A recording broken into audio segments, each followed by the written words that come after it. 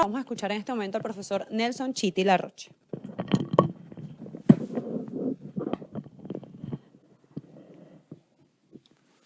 Es evidente que el Estado venezolano está faltando no solo a lo que releva de sus deberes en el contexto de su condición de responsable de la salud y responsable de la seguridad de sus contingentes humanos, mantener en el abandono, desatendidos en una clara y precaria condición a los venezolanos, en particular aquellos que viven una hora muy aguda, los que tienen que ver, por ejemplo, con las enfermedades catastróficas.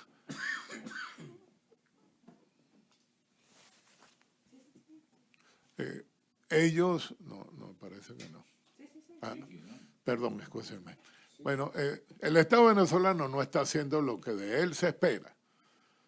Antes y por el contrario, en lugar de ocuparse de los contingentes humanos que requieren una urgente asistencia, se ha mantenido hierático, inconmovible frente a las solicitudes, inclusive que vienen de otras latitudes, de otros estados concernidos por la situación venezolana, porque las vecindades, Colombia, Ecuador, Perú, Argentina, Chile, Brasil, están recibiendo allá contingentes humanos venezolanos en situación de precariedad. Desplazados y refugiados. Pues bien, la comunidad internacional no solo tiene el derecho, sino que además aduce el deber de proteger, la responsabilidad de proteger a esos contingentes humanos. Y ello se hará con el concurso, con la ayuda, con la anuencia de los venezolanos, inclusive contra aquellos que piensen que será mejor aceptar su suerte y no ser asistidos y no ser provistos de remedios, de medicamentos, de los tratamientos básicos que están demandando. En términos sencillos, el duelo de voluntades está planteado en torno a asistir o no a los que lo necesitan, a los que sufren, a los que viven un riesgo de vida y muerte cada día. Ahora, profe, bueno, no sé si va a hablar, si quiere se cambia primero para... No, si quiere, sí, fácil. ¿Qué pasa, pues, o cuáles serían los crímenes a los que se estaría sometiendo el Estado venezolano de no aceptar esta ayuda que está allí a la frontera? Sí, la ecuación constitucional y en la ley internacional es muy sencilla. La obligación primaria de brindar salud y alimentación a un pueblo es del propio Estado. Pero cuando el Estado incumple a niveles dramáticos, como es el caso de esta emergencia humanitaria, entonces surge la responsabilidad de proteger de la comunidad internacional, de otros estados. Eso es lo que se está activando en un primer plano en este momento. Es complejísima la organización y el proceso que lleva a la asistencia y a la ayuda humanitaria. Participan la Organización de Naciones Unidas, los organismos regionales como la OEA, el Programa de las Naciones Unidas para los Alimentos, la Organización Mundial de la Salud y una cantidad de programas que están diseñados para tratar de paliar una situación dramática y de emergencia. Cuando un Estado, por cualquier causa, bloquea esa asistencia, ese Estado está cometiendo, desde la perspectiva del derecho internacional, una acción dañosa que hace que sea responsable desde toda perspectiva. Pero lo más importante aquí es que desde el punto de vista del Estatuto de Roma y desde el punto de vista de la ley internacional, aquellos funcionarios del Estado o aquellos individuos, cuando se trata, como en este caso, de un régimen de facto, que obstaculizan o bloquean la ayuda humanitaria, están cometiendo un crimen que está regulado por la ley internacional. Y es un crimen de lesa humanidad, porque se le está dejando de prestar atención a poblaciones que están en una situación de riesgo o crítica. Y vamos a resumirla en una forma muy sencilla, porque no se trata solamente del drama que están viviendo los venezolanos en los centros poblados y rurales por la alimentación, la carencia de alimentación y de medicina y la crisis del sistema hospitalario, sino que tenemos una situación en la frontera de drama. Colombia y Brasil están viviendo una situación que ya se está saliendo de control de esos estados, por una parte, y por otra, la de las poblaciones indígenas, que también son fronterizas. Ante este drama, cualquier individuo, sea funcionario o no, que bloquee esa ayuda humanitaria, está participando en un crimen de lesa humanidad y responde no solamente desde la perspectiva del derecho interno, cuando cambie la situación política interna de Venezuela, sino que no hay fórmula para eludir la responsabilidad penal internacional. Es decir, pudiésemos ver, luego de este proceso, juicios internacionales, toda esta gente llevada a la Corte Penal, ¿cómo sería el proceso? Es que ya yo creo que en este momento estamos en presencia de una primaria activación de la ayuda humanitaria. Es decir, primaria activación significa la movilización de emergencia, pero después se activan todos los programas. Pero en este momento ya yo creo que se están preparando las acciones diversas, y aquí hablo de todo tipo, para perseguir a todos los individuos que bloqueen la ayuda humanitaria. Eso incluye los juicios, pero también incluye otro tipo de medidas, dependiendo de la respuesta que dé el Estado forajido venezolano a esta situación.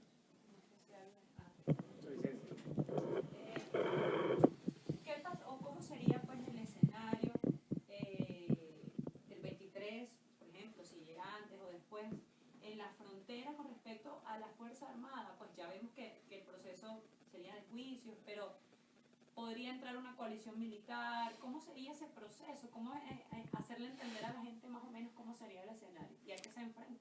Sí, muy importante. Establecido como ya harto se ha reconocido por organismos internacionales, incluyendo la Comisión Interamericana de Derechos Humanos. Recordemos que en el primer trimestre del año pasado emitía un importante informe sobre la situación de la emergencia humanitaria compleja que existe en Venezuela. Establecido eso, establecido la necesidad de una ayuda humanitaria debido a que el régimen de facto que existe en Venezuela se ha negado a proveer a gran parte de la población de los alimentos, de las medicinas, de la atención médica que requiere la población venezolana.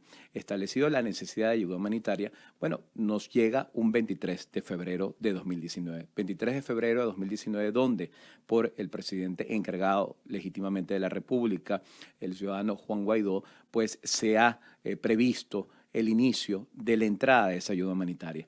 Si ese día cualesquiera de los funcionarios integrantes de la Fuerza Armada Nacional, de las milicias, del FAES, o cualesquiera ciudadanos investidos o una autoridad, como bien se ha dicho, de alguna manera crea obstáculos, genera obstáculos e impide que esa ayuda humanitaria entre, porque esa ayuda humanitaria tiene la vocación de entrar primariamente de manera pacífica, por las vías adecuadas, por las vías regulares.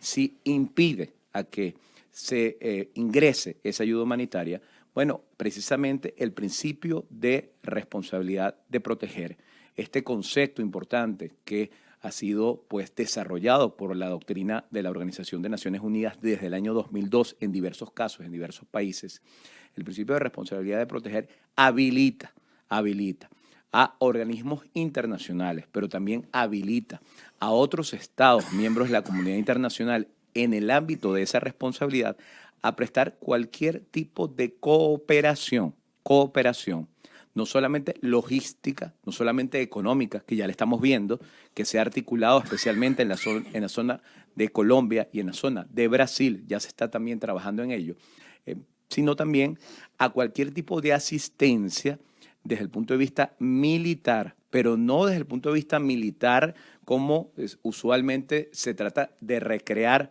o hacer ver desde el régimen y los personeros del régimen de Nicolás Maduro, como si fuera o como si se pretendiera una invasión o como si se pretendiera de alguna manera socavar la integridad y la soberanía del pueblo de Venezuela, sino todo lo contrario. Precisamente estamos hablando de apoyo y asistencia militar para garantizar como misión y coalición de paz como misión y coalición de paz para prevenir y prever situaciones que generan más daño a la población civil venezolana, a la que se le han negado esos alimentos, esas medicinas, esa atención médica, ese acompañamiento militar puede precisamente ser utilizado con base en el principio de responsabilidad de proteger, y así ha sucedido en otros casos, en otras latitudes, por reconocimiento propio de la Organización de Naciones Unidas.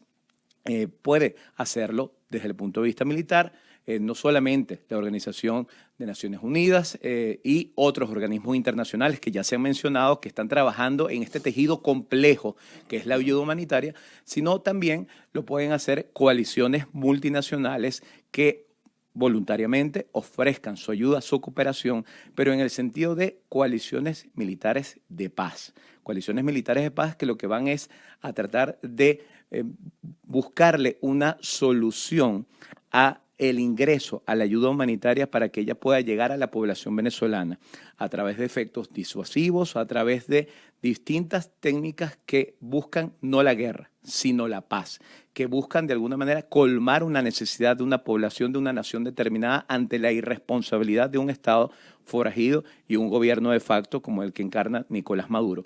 Y en ese caso, prever, evitar que se sigan cometiendo crímenes de lesa humanidad, porque cuando aquí se le niega, como se ha dicho, a la población civil, a gran parte de la población civil, a gran parte de la población en general, se le niega alimentos, se le niega medicamentos, se le niega una asistencia médica adecuada, digna, o se le impide el acceso a la misma porque la misma es excesivamente costosa por las malas políticas públicas en materia económica que se han emprendido en los últimos años, entonces resulta que se está cometiendo un crimen de lesa humanidad.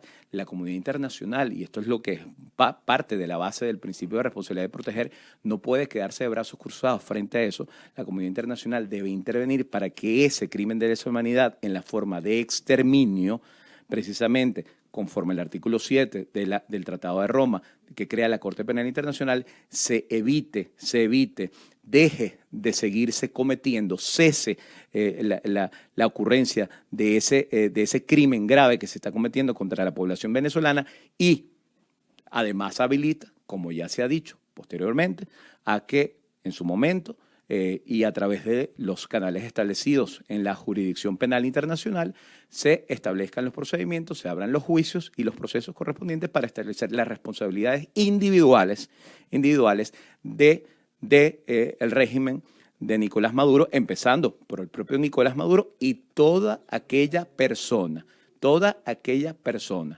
sea investida o no de autoridad, que de alguna manera impida que ingrese de ayuda humanitaria y con ello esté siendo copartícipe, cómplice o permitiendo o de alguna manera siendo permisivo y siendo coautor de un crimen de lesa humanidad. Eso es lo importante en ese sentido y por eso aquí, en último término,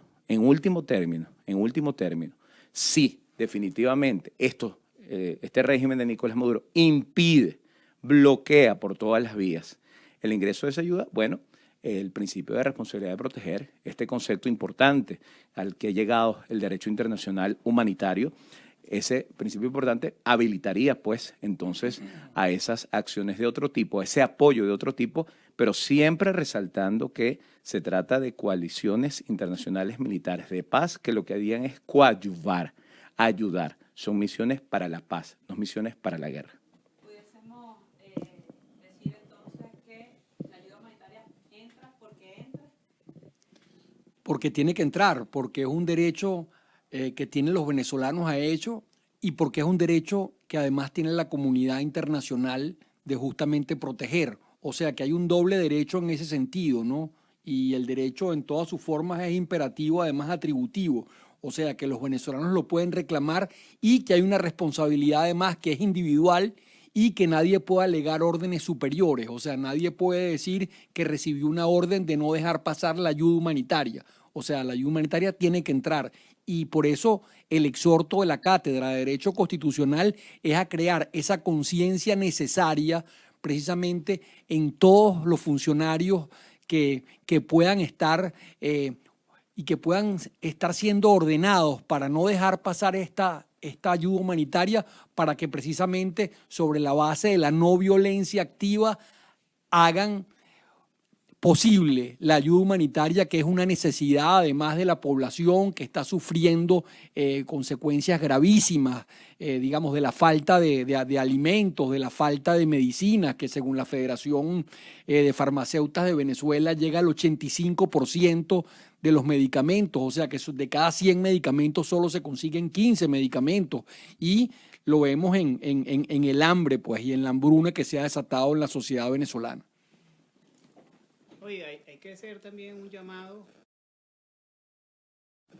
respetuoso a los integrantes de las Fuerzas Armadas Nacionales, ciertamente porque el mandato del artículo 328 se deben a los intereses de la seguridad y de la nación. Y en este concepto de seguridad entra lo que han explicado los profesores y la Cátedra de Derecho Constitucional, en el sentido que es impostergable la ayuda humanitaria. Y por eso la comunidad internacional tiene el derecho de actuar como lo ha venido anunciando.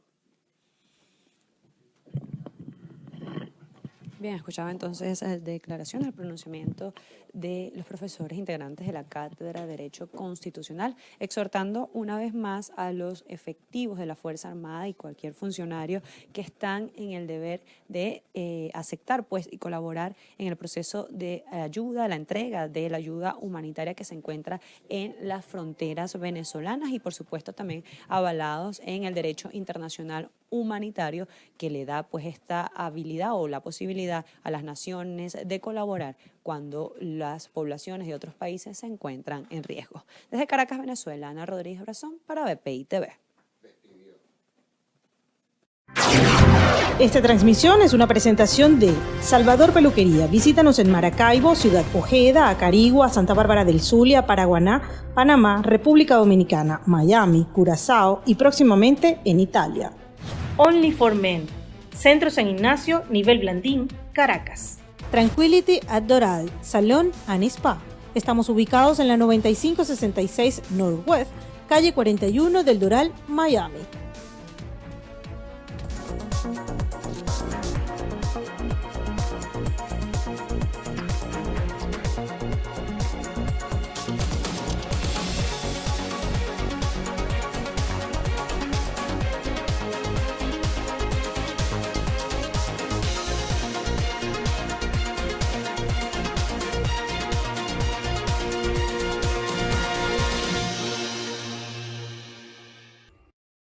Creamos Univista pensando en usted. Univista es para mí. Univista Insurance es para mí. Univista es para mí. Univista es para mí. Univista es para mí. Univista es para mí. Con Univista todo bien, porque Univista es para mí también. Univista es para todos. Univista Insurance, la mejor cobertura al mejor precio y con el mejor servicio. Univista Insurance, la mejor opción. Nuestro estudio es la calle, porque es aquí donde está la noticia. Como ese nos llevó el transformador, no nos han dado razón. Venezuela está en crisis y que Venezuela necesita que ellos se pongan la mano en el corazón. En BPI estamos en vivo siempre, llevándoles a ustedes la información oportuna, veraz, siempre corroborando la noticia con nuestras fuentes, sin censura. Es BPI TV, en vivo siempre.